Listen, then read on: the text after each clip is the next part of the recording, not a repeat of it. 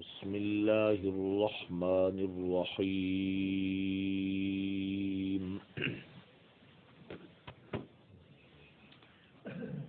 ولا تتمنوا ما فضل اللہ به بعضکم على بعض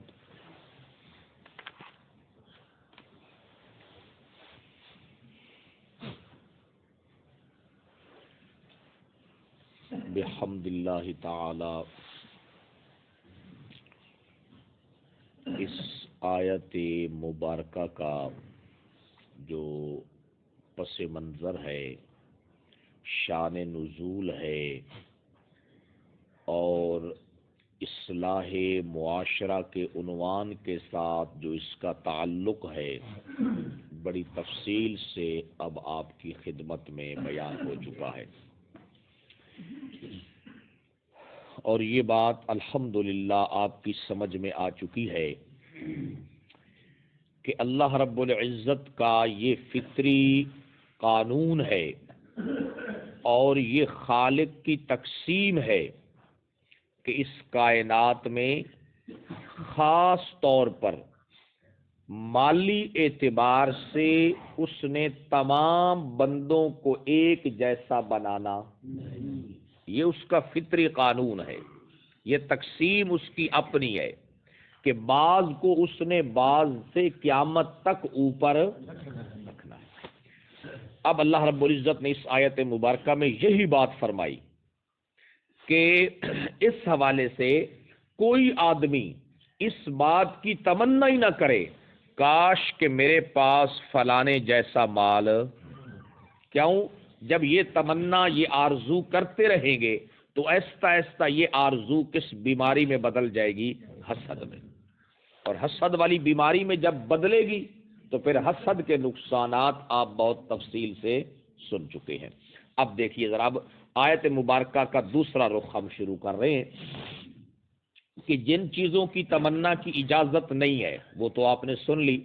اب دو باتیں آپ کی خدمت میں عرض کرتا ہوں جن کی نبی پاک صلی اللہ علیہ وسلم نے بہت زیادہ تمنا فرمائی ہے، بہت زیادہ تمنا فرمائی ہے، اور دونوں امام بخاری رحمہ اللہ نے باقاعدہ کتاب التمنی کے عنوان سے باقاعدہ ایک باب ذکر کیا ہے، اور اس میں اللہ کے حبیب صلی اللہ علیہ وسلم کی جو تمنائیں ہیں ان کا تذکرہ کیا ہے، اور اس میں آپ کی جو پہلی تمنا ہے، جو آپ کی سب سے بڑی تمنا تھی، جو سب سے زیادہ آپ کو پسند تھی، وہ تھی شہادت کی موت۔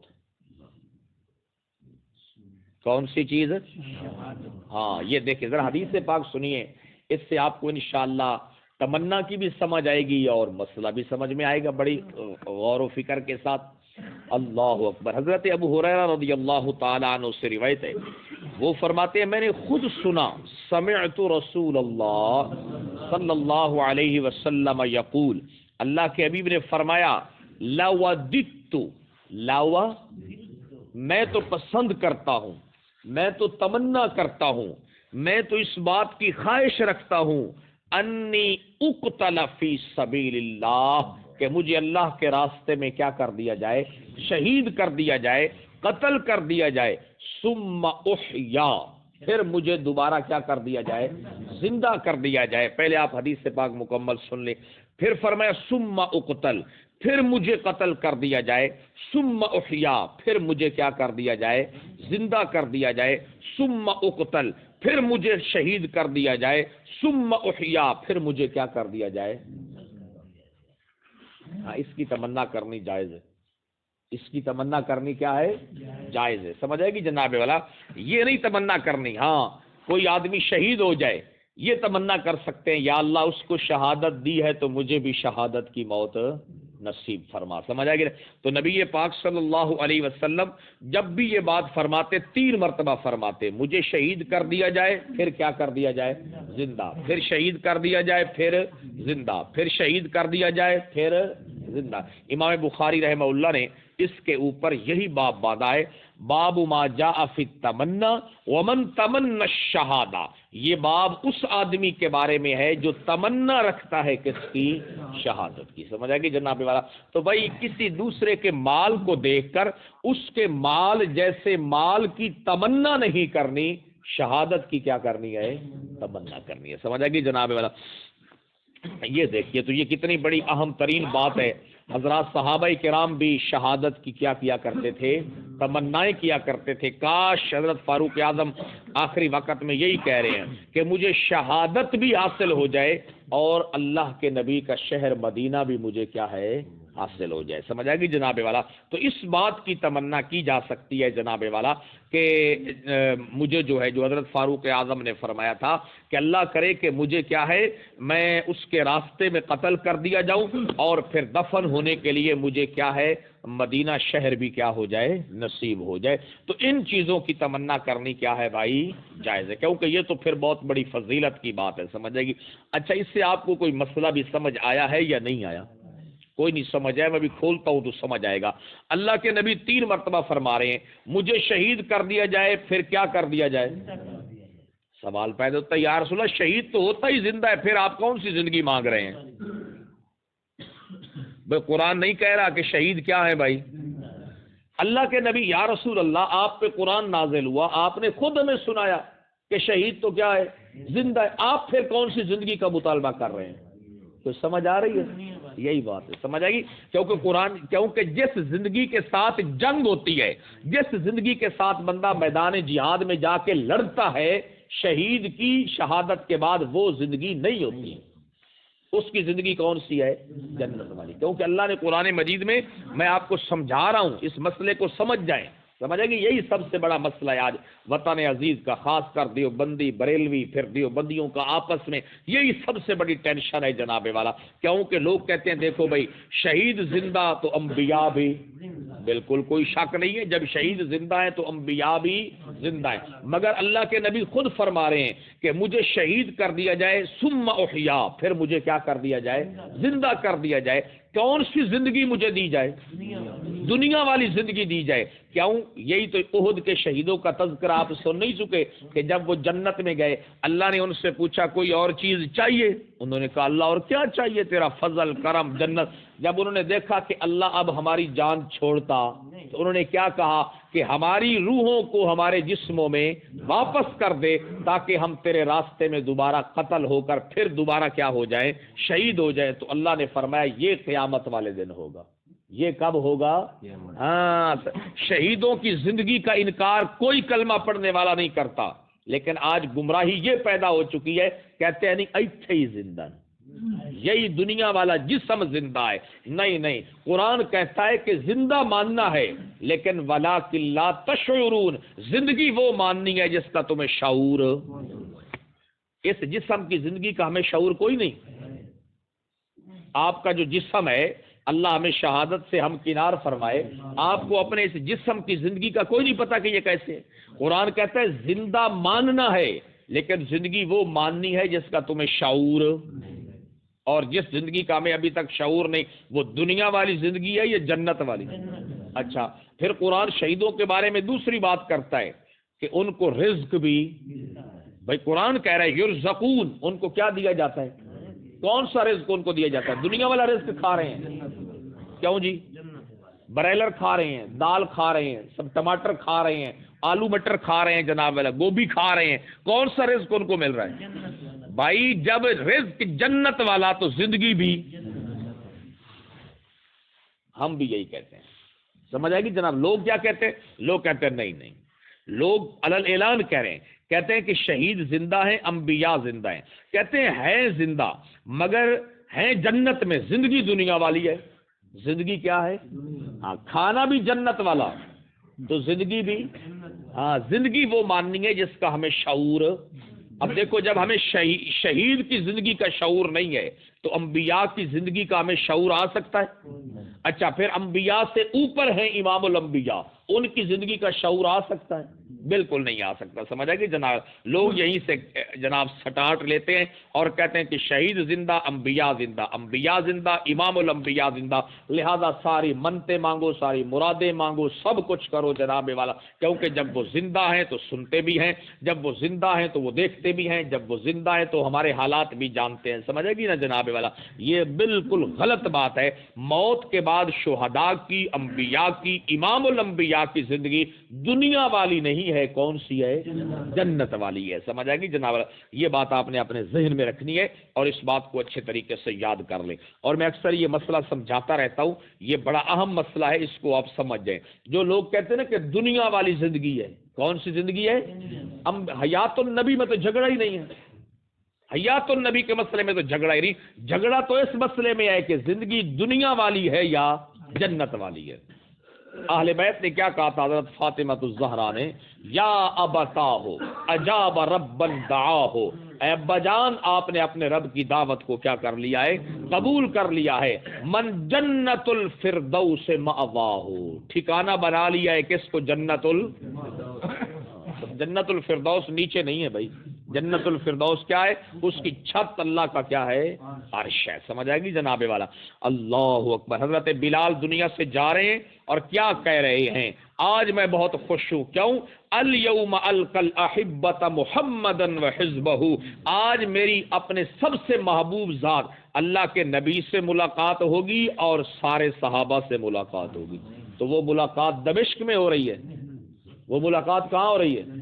اوپر جنت میں ہو رہی ہے۔ اور اللہ کے نبی نے اپنی بیٹی حضرت فاطمہ سے کیا فرمایا تھا؟ رونے کی زیادہ ضرورت نہیں ہے، میرے خاندان میں سب سے پہلے تو آ کر مجھ سے ملاقات کرے گی۔ تو حضرت فاطمہ کی قبر تو بقیع میں ہے، اللہ کے نبی حجرہ عائشہ کے اندر ہے، تو یہ ملاقات کہاں ہو رہی ہے؟ پیاروں سے ملاقات۔ پیارے اللہ کرے اللہ ہمیں بھی سب کو جنت میں داخل کر دے۔ بس پھر جس طرح یہاں پر بیٹھے ہیں جنت میں بھی کچہریاں لگا کر بیٹھیں گے، سمجھ آ گئی؟ وہاں پر بھی درس قرآن ہوگا انشاءاللہ، سمجھ آ گئی جناب والا اللہ۔ کیونکہ جنت میں صرف تلاوت کس کتاب کی ہونی ہے بھائی؟ آپ نے یہ نہیں سمجھا کہ یہ درس قرآن کی اتنی اہمیت کیوں بیان کر دی ہے، سمجھ آئے گی نا؟ حدیث پاک میں کیا ہے کہ حافظ قرآن سے کیا کہا جائے گا؟ سیڑھیوں پہ چڑھتا جا اور کون سی کتاب پڑھتا جا، یہی کتاب پڑھی ہے، سمجھ آئے گی جناب میرا؟ اگر کسی کا دل کرے گا کہ میں نے ذکر کرنا ہے تو پھر اس کو ذکر کرنے کے لیے یہی کتاب کیا ہے بھائی؟ پڑھنی پڑے گی، سمجھ آئے گی جناب والا؟ تو یہ بات اپنے ذہن میں آپ بٹھا لیں۔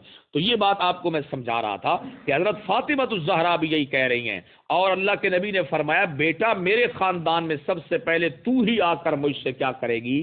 تو وہ ملاقات کہاں ہو رہی ہے؟ ہاں جنت میں، سمجھ آ گئی؟ اور یہ جو باغ فدق کا مسئلہ ہے، لوگوں نے اس مسئلے کا الٹ کر دیا ہے۔ شیعہ آج تک کہتے ہیں نا کہ وراثت تھی اللہ کے نبی کی، ابو بکر نے دی، یہ لوگ بھی یہی کہتے ہیں۔ جو کہتے ہیں نا کہ دنیا والی زندگی ہے، وہ کہتے ہیں اس کی دلیل کیا ہے؟ جب ان سے پوچھا جائے دنیا والی زندگی ہے دلیل کیا ہے، کہتے ہیں وراثت تقسیم نہیں ہوئی۔ تو پھر اس کا مطلب تو یہ ہے کہ وراثت تو ہے نا، وراثت تو۔ ابو بکر صدیق نے کیا جواب دیا تھا فاطمہ کو کہ تیرے بابا کی مالی کوئی وراثت،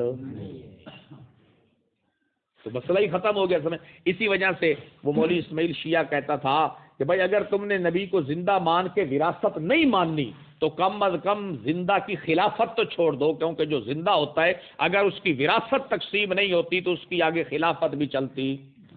چلو ایک سیٹ تو تم کیا کر دو بھائی، چھوڑ دو، سمجھ آ گئی نا؟ کبھی کہتے ہیں دیکھو اللہ کے نبی دنیا والی زندگی کے ساتھ زندہ ہے، کیوں؟ دلیل کیا ہے کہ اللہ کے نبی کی بیویوں سے نکاح ہو سکتا؟ اب آپ یہ دیکھیں شہید بھی زندہ ہے یا نہیں؟ قرآن کہہ رہا ہے نا، مگر اس کی بیوی عدت کے بعد نکاح کر لیتی ہے یا نہیں کر لیتی؟ تو پھر یہ جو نکاح کی اللہ کے نبی کی بیویوں کے ساتھ ممانعت ہے نا، اس کا تعلق اس مسئلے کے ساتھ ہے ہی کوئی نہیں، سمجھ آئے گی جناب؟ اس لیے یہ بات اپنے ذہن میں آپ رکھیں بھائی، اس بات کو سمجھ جائیں کہ اللہ شہید زندہ ہیں مگر ان کی زندگی دنیا والی یا جنت والی؟ انبیاء زندہ ہیں، زندگی دنیا والی یا جنت والی؟ امام الانبیاء زندہ ہیں مگر زندگی دنیا والی یا جنت والی؟ جنت والی۔ اور شہید، لوگ ڈائریکٹ شہید کو پیش کرتے ہیں۔ آپ نے دو باتیں یاد رکھنی ہیں، ایک تو یہ ہے کہ اللہ کہتے ہیں شہید زندہ ہیں مگر تمہیں ان کی زندگی کا شعور نہیں ہے، دوسرا یہ کہ شہیدوں کو رزق ملتا ہے۔ رزق کہاں والا ملتا ہے؟ جنت والا۔ تو زندگی بھی تو ہم اس کے الحمدللہ قائل ہیں. سمجھا کہ جناب. اور حضرت ام المومنین حضرت عائشہ صدیقہ کی بات کو پھر ذہن میں دوہرا لیں کہ جب آخری وقت تھا تو ان کے بھائی عبد الرحمن بن ابی بکر حضور کی خیریت دریافت کرنے کے لیے تشریف لائے. جب تشریف لائے نا تو ان کے ہاتھ میں ایک مسواک تھا. ان کے ہاتھ میں کیا تھی؟ اللہ کے نبی نے مسواک مانگا، وہ سخت تھا. اما عائشہ نے اس کو کیا کیا؟ یہ تو آپ نے سنا ہے نا مولویوں سے، اگلی بات نہیں سناتے. بخاری میں اس کے ساتھ یہ بات لکھی ہوئی ہے. اما عائشہ کو حضور نے فرمایا کہ چبا کر دو. جب چبایا اما عائشہ دھونے لگی تو اللہ کے نبی نے فرمایا دھونے کی ضرورت نہیں ہے، وہی اپنا چبایا ہوا مجھے کیا دے دو، دے دو. تو لوگ اس پہ نظمیں بھی بناتے ہیں. صحیح بات ہے کہ یعنی کہ تیرے دہن کا چبایا پسند نبی نے سواک کیا. اس سے آگے لکھا ہوا ہے. اما عائشہ کہتی ہے کہ اللہ کے محبوب پیغمبر کے ساتھ میری ایک نسبت یہ بھی ہے کہ جب میں نے مسواک دیا اللہ کے نبی کا اور میرا لعاب مل گیا. جس دن نبی کی دنیا کی زندگی کا آخری دن تھا اور آخرت کی زندگی کا پہلا دن تھا. دنیا کی زندگی کا کون سا دن تھا اور آخرت والی زندگی کا پہلا دن تھا. سمجھ آئے گی جناب والا. اور اللہ کے محبوب پیغمبر کی عمر مبارک کتنے سال ہیں؟ یہ اس بات کی دلیل ہے کہ دنیاوی زندگی کون سی ہے. ہاں تو یہ پہلی بات ہے جی کہ اس پہ یہ چونکہ مسئلہ بڑا ضروری ہے اس لیے میں اس کے لیے بات آ گئی تو آپ کو سمجھا دیا کہ شہید تو زندہ ہے. اللہ کے نبی جس زندگی کی تمنا کر رہے ہیں چونکہ اس کے لیے رب کا قانون ہے کہ وہ قیامت سے پہلے ملنے والی، اس لیے وہ بار بار کہہ رہے ہیں لَوَدِدتُ أَنِّي أُقْتَلَ فِي سَبِيلِ اللَّهِ، میں تو پسند کرتا ہوں کاش کہ مجھے شہید کر دیا جائے اللہ کے راستے میں. ثُمَّ أُحْيَا، پھر کیا کر دیا جائے؟ زندہ کر دیا جائے. کیونکہ وہ زندگی جس کے ساتھ بندہ پھر میدان جہاد میں آ کے کھڑا ہو جائے وہ زندگی تو کب ملنی ہے؟ ہاں یہ اسی زندگی کی حضور کہہ رہے ہیں کہ یہ مجھے مل جائے. لوگ کہتے ہیں نہیں یہ مل چکی ہے، یہ مل چکی ہے. صرف آج لوگ اعلان کہہ رہے قیامت کے دن رب نے مردوں کو زندہ نہیں کرنا، وہ زندہ ہو چکے ہیں، صرف قبروں سے نکلنا باقی ہے. اللہ قرآن میں بار بار کہتے ہیں کہ ہم قیامت کے دن کن کو زندہ کریں گے. مولوی کہہ رہے ہیں کہ مردے نیچے زندہ ہو چکے ہیں، صرف قیامت کے دن نکلنا باقی ہے. سمجھ آ گئی جناب والا.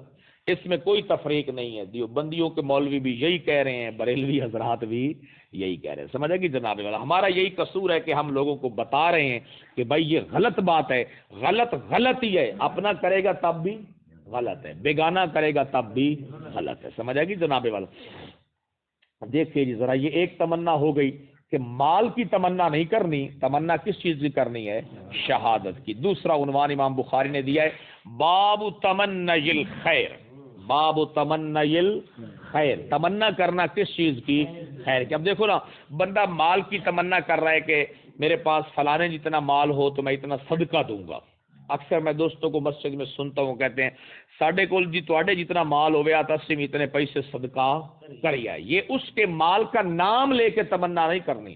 حضور نے تمنا کی ہے کہ میں بھی صدقہ کروں گا، لیکن آپ نے اس چیز کی تمنا کی ہے جس میں کسی دوسرے کا کوئی تعلق نہیں ہے. یہ خیر کی تمنا کے لیے الفاظ بھی تو سن لینا. سمع ابا ہریرہ، حمام بن منبہ کہتے ہیں میں نے سنا ابو ہریرہ کو. ابو ہریرہ کہتے ہیں عن النبی صلی اللہ علیہ وسلم، میں نے نبی پاک صلی اللہ علیہ وسلم سے سنا اللہ کے نبی نے فرمایا لو کان عندی احد ذهبا، اگر میرے پاس احد پہاڑ سونے کا ہوتا. اگر میرے پاس کیا ہے؟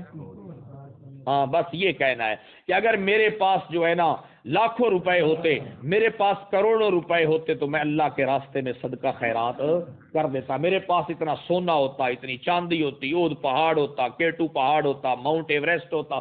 سمجھا کہ اللہ کے نبی احد پہاڑ کا نام لیتے ہیں تو ہم بھی احد پہاڑ کا نام لے لیں. اگر خیر کی تمنا ہے تو یہ کہنے کی کیا ضرورت ہے ساڈے کول بھی فلانے جتنا مال ہوئے آتا اسی میں مڑ صدقہ. فلانے جتنے مال کی تمنا کرنی یہ آرزو ایسا دل میں کیا پیدا کرے گی؟ ہاں تمنا تو کر سکتے ہیں آپ سمجھ آئے گی جناب والا کہ یہ نہیں کہنا چاہیے فلانے جی صحت ہو گیا اسمیہ کام کریا، نہیں، اس چیز کی تمنا کی ضرورت ہے ہی نہیں، کیونکہ یہ کسی کو جو صحت مل رہی ہے اس میں اس کا تو کمال ہی نہیں ہے، یہ کس کا فضل ہے؟ اللہ کا فضل ہے، سمجھ آئے گی نا جناب والا. تو یہ تمنا نہیں کرنی. ہاں یہ آپ کہہ سکتے ہیں جناب والا کہ اللہ مجھے بھی صحت دے گا تو انشاءاللہ ہم بھی اسی طرح کام کریں گے. تو اللہ کے نبی یہی فرما رہے ہیں بھائی صدقے کی تمنا کرنی چاہیے، خیرات کی تمنا کرنی چاہیے، لیکن کسی دوسرے کے مال جیسی یا اود پہاڑ جتنی. رب دینے پہ قادر ہے یا نہیں؟ دے سکتا ہے. سمجھ آئے گی. اللہ کے نبی یہی تمنا کر رہے ہیں. فرمایا لو کان عندی احد ذهبا، اگر میرے پاس احد پہاڑ کے برابر کیا ہوتا؟ سونا ہوتا جناب والا. لاحببت اللہ یاتی ثلاث وعندی منہ دینار لیس شیء، اللہ کے نبی فرماتے ہیں کہ وہ سارے کا سارا احد پہاڑ کے برابر سونا ہوتا، 3 دن بھی نہ گزرتے کہ وہ سارا میں اللہ کے راستے میں صدقہ کر دیتا. 3 دن بھی نہ گزرتے میں سارا اللہ کے راستے میں. پھر ایک مسئلہ آگے اور اللہ کے نبی نے فرمایا جو آپ کو سمجھاتا رہتا ہوں، ارصدہ فی دین علیہ، کہتے ہیں ہاں اگر کسی کا میں نے قرضہ دینا ہوتا نا اس کے برابر باقی رہ جاتا، باقی میں کیا کر دیتا. کچھ سمجھ آ رہی ہے؟ اے نہیں کہ بندے کسی کا قرضہ دینا ہے تو آ کے چلو ہوں میں اللہ دے راستے تے جیڑا کچھ مال ہے سارا دے چھوڑے، آپ پہ قرضے والے حال گٹے دی وجہ سے نہ. اللہ کے نبی فرما رہے ہیں نہیں، تجھے رب مال دے تو صدقہ کر، خیرات کر، لیکن اگر کسی کا قرضہ دینا ہے وہ باقی رکھ، باقی صدقہ خیرات کر. سمجھ آئے گی. کیونکہ یہ کسی کا جو قرضہ دینا ہے یہ تو شہید کے لیے بھی اس کی کوئی معافی نہیں ہے. قیامت کے دن اس کو بھی جنت کے دروازے پر کیا کر لیا جائے گا؟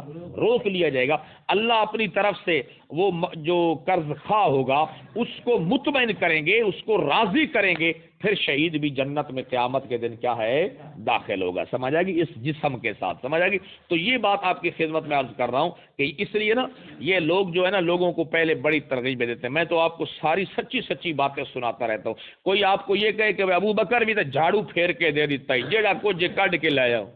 آپ کو کیا بتاتا، پوری امت میں 14 صدیاں گزر گئی ہیں، یہ کام صرف ایک نے کیا ہے جس کا نام کیا ہے؟ ابو بکر. اگر تو ابو بکر صدیق جتنا ایمان ہو ہمارا بھی، ہمارے گھر والوں کا بھی، پھر جھاڑو پھیر کر ہر چیز اٹھا کر کیا ہے؟ وہ تو ابو بکر صدیق ہجرت کر کے آ رہے تھے تو سارا اٹھا کے لے آئے. عائشہ اور اسماء پیچھے موجود تھیں. ایمان تو دیکھو نا ابو بکر نے ایمان کیسا اپنے گھر میں محنت کی تھی. تو انہوں نے کنکریاں اٹھا کر اپنے بابا ابو قحافہ کے اوپر ہاتھ پھروا دیا تھا. وہ نابینا تھے کہ ابو بکر بہت کچھ چھوڑ کر گئے ہیں، حالانکہ کچھ بھی چھوڑ کر. تو میں آپ کو کہتا رہتا ہوں بے شک صدقے کریں، خیرات کریں، لیکن ابو بکر صدیق نہ بنے، نہیں بن سکتے. سمجھے گی. اس لیے میں تو آپ کو یہی بات سمجھاتا رہتا ہوں. حضور بھی یہی بات سمجھا رہے ہیں کہ سارا احد پہاڑ سونا خیرات کر دیتا، مگر میں نے کسی کا قرضہ دینا ہوتا تو وہ خیرات نہ کرتا، اس کو باقی رکھ لیتا. اس سے آپ کو کوئی اہمیت سمجھ آ رہی ہے حقوق العباد کی، اصلاح معاشرہ کی؟ سمجھ آئے گی جناب والا. تو ابو بکر صدیق نے تو جھاڑو دیا ہے، لیکن 14 صدیوں میں ایک ہی بندہ ہے جس نے جھاڑو. حضرت عمر کی سنت بھی ہے نا، انہوں نے مال کے کتنے حصے کیے تھے؟ 2 حصے. انہوں نے کہا ایک گھر واسطے، بالا بچہ واسطے، تے ایک اللہ دے. ہاں یہی بات ہے. سمجھ آئے گی بھائی جناب والا. ان چیزوں کا بہت خیال رکھنا ہے بھائی. تو امام بخاری رحمہ اللہ نے یہ 2 باتیں اللہ کے حبیب کے حوالے سے ذکر کی ہیں کہ ایک تو اللہ کے محبوب پیغمبر تمنا کرتے تھے کس چیز کی؟ شہادت کی. دوسری تمنا کرتے تھے کس چیز کی؟ صدقہ خیرات کی. اور اس کے لیے کسی کے یہ نہیں کہا میرے پاس عبد الرحمن بن عوف جتنا مال ہوتا، میرے پاس عثمان ذو النورین جتنا. نہیں، بڑے مال کی تمنا ہے کہ میرے پاس کیا ہے؟ احد پہاڑ کے برابر سونا ہوتا. سمجھ آئے گی. تو بھائی یہ جذبہ ہونا چاہیے جناب والا. لیکن اس جذبے کے ساتھ ساتھ کسی کا حق دینا ہے تو اللہ کے نبی کہتے ہیں صدقہ پہلے نہ دو، کسی کا قرضہ دینا ہے تو وہ پہلے ادا کرو. سمجھ آئے گی جناب والا. اس بات کا بہت خیال رکھنا ہے. اب نبی پاک صلی اللہ علیہ وسلم، ہم تو صرف یہی اعلان کرتے ہیں نا جنازے کے اوپر کہ بھائی کس سے لینا ہوئے تو بعد کیے بھائی لے لو. اللہ کے نبی صلی اللہ علیہ وسلم جب جنازہ پڑھایا کرتے تھے تو جنازہ پڑھانے سے پہلے باقاعدہ یہ پوچھتے تھے کہ اس نے کسی کا قرضہ دینا ہے. جب تک اس کے قرضے کو ادا کرنے کا کوئی ضمانت نہ اٹھاتا اس وقت تک اللہ کے نبی جنازہ. سمجھ آ گئی. ہاں تیسری تمنا جو امام بخاری نے ذکر کی ہے وہ بھی ذرا سن لیں. باب تمنی القرآن والعلم، باب تمنی القرآن، قرآن اور قرآن کے علم کی تمنا کرنا، قرآن اور قرآن کے علم کی تمنا کرنا. کاش کہ مجھے اللہ کی کتاب کا علم حاصل ہو جائے. سمجھ آ گئی جناب. یہ اب اس کے اوپر حدیث سے پاک ہے، تھوڑے الفاظ پڑھ دیتا ہوں آپ کے لیے. اللہ کے نبی صلی اللہ علیہ وسلم نے فرمایا لا تحاسدوا الا فی اثنتین، فرمایا کوئی حسد کی اجازت نہیں ہے مگر صرف دو چیزوں میں. نمبر ایک، رجل آتاہ اللہ القرآن، جس کو رب نے کیا دیا ہے؟ قرآن دیا ہے. وہ دن رات قرآن کی خدمت میں، تلاوت میں، سمجھنے سمجھانے میں مصروف ہے. تو لوگوں کو کہنا چاہیے لو اوتی، تو کاش مجھے بھی اس طرح قرآن آتا. یہ تمنا تو ہم کرتے ہی نہیں یہ تمنا تو ہم کرتے ہی نہیں. سمجھ آئے گی جناب. الٹا ہم کسی کو ترغیب دینا، یار بچن حافظ او آدن چھوڑ وقت گیا اتنے حافظ ہیں کیڑا عمل کریں دین سانو بڑھاوڑ دی کیڑی لوڑ ہے. سمجھ آئے گی. اور اگر ان سے کہا جائے کہ فلانا کام، ہاں یہ تو ٹھیک ہے نا، کیوں ادھر سے کیا ملتا ہے؟ مال ملتا ہے. سمجھ آئے گی جناب والا. تو قرآن والے کو دیکھ کر تمنا کرنا کاش مجھے بھی اس جیسا کیا پڑھنا آ جائے، قرآن پڑھنا آ جائے. تو یہ بات بھی شریعت میں کیا ہے بھائی؟ جائز ہے. یہ تین باتیں امام بخاری نے ذکر کی ہیں. شہادت، نمبر 2 صدقہ خیرات، نمبر 3 قرآن. آگے پھر وہی آیت ہے لا تتمنوا، اس پہ عنوان دیا ہے باب ما یکرہ من التمنی. وہ کون کون سی چیزیں ہیں جن کی تمنا کرنا مکروہ ہے، وہ میں نے تفصیل سے آپ کی خدمت میں کیا ہے عرض کر دی ہیں. اللہ مجھے بھی اور آپ کو بھی عمل کرنے کی توفیق نصیب فرمائے. اس میں خاص طور پر ایک اور بات بھی ہے کہ یہ اضافی بات ہے، شاید پہلے بیان نہیں ہو سکی. اگر کوئی میرا اور آپ کا دشمن ہے تو اس سے ملاقات کی تمنا نہ کی جائے. لا تتمنوا لقاء العدو، اپنے دشمن سے ملنے کی تمنا کدی میں لب جاوے آنا تو میں ان مغلی مچ کر دے نہیں. فرمایا اپنے دشمن سے ملنے کی تمنا، لڑائی اچھی نہیں. وصل اللہ العافیہ، اللہ سے خیر اور عافیت کا کیا کرتے رہو؟ سوال کرتے رہو. یہ ایک بات تھی آپ کو بتا دی ہے. تو اس بات کے لیے بھی، اس بات کی بھی تمنا نہیں کرنی کہ میرا دشمن مجھے ملے تے ساڑیاں گلاں ہوویں تے اٹھائیں اسی آپس وچ ایک دوے نال ایک دونی دونی تے دو دونی. ہاں سمجھ آ گئی. تو اللہ فرماتے ہیں کہ لا تتمنوا، ہرگز تمنا نہ کرو، ہرگز آرزو نہ کرو، ما ان چیزوں کی فضل اللہ بہ بعضکم علی بعض، جس میں اللہ نے تمہارے بعض کو بعض پر کیا دی ہے؟ فضیلت دی ہے.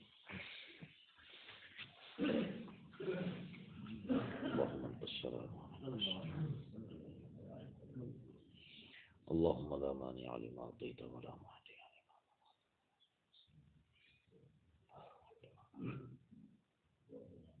منعت.